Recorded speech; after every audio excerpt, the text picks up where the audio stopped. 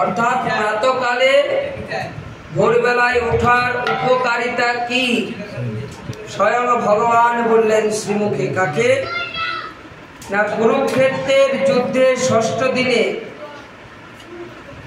দুর্যোধনের কথা রাখতে বিশ্বের পঞ্চপাণ্ডবকে সংহার করার জন্য 5টি অবেদ্য মৃত্যুবাণ অথবা সৎ অভিমন্ত্রিত করে রাখলেন। কিন্তু অন্তর্যামী শ্রীকৃষ্ণ তাহা জানতে পারলেন। তাই আমার চতুরের শিরোমণি শ্রীকৃষ্ণ দ্রৌপদীকে বললেন, যুদ্ধক্ষেত্রে ভীষ্মের শিবিরে চলো।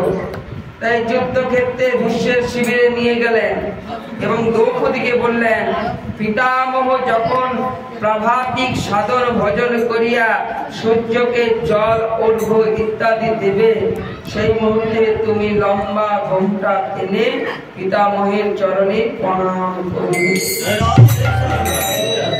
তাই ইচ্ছার কারণ হলো ভজনশীল মহাত্মার কাছ থেকে আশীর্বাদ গ্রহণ করতে। ব্রাহ্মণ বৈষ্ণবের প্রাত সাধন ভজনের শেষে, মধ্যাহ্ন ভজনের পর সন্ধ্যায় ভজন কীর্তন। আমরা এমনই ভাগ্যবান যে কথা আস্বাদনের জন্য আজ সকলে সমবেত হয়েছি। দ্রৌপদী যথা সময়ে ভীষ্মের চরণ প্রণাম করল আর পিতামহ তাকে আশীর্বাদ করলো, তুমি সৌভাগ্যবতী হও, সৌভাগ্যবতী হব। তখন দ্রৌপদী কেঁদে বললেন, হে পিতামহ, এই আশীর্বাদ করুন। কি না ধ্রুব সত্য।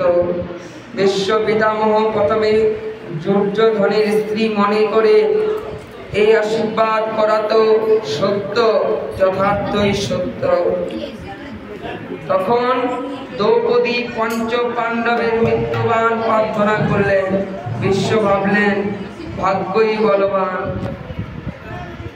তাই ইহা ভগবানের ইচ্ছায় চিন্তা করতে করতে ওই 5 মৃত্যুবাণ দ্রৌপদীকে দিলেন। বলা বাহুল্য বা বাহুল্য ভয়ে বিস্তারিত হয়ে লিখলেন না। প্রাতকালে উঠে যে জন তা জন সত্যভাগ্য বা সৌভাগ্যশালী হয়।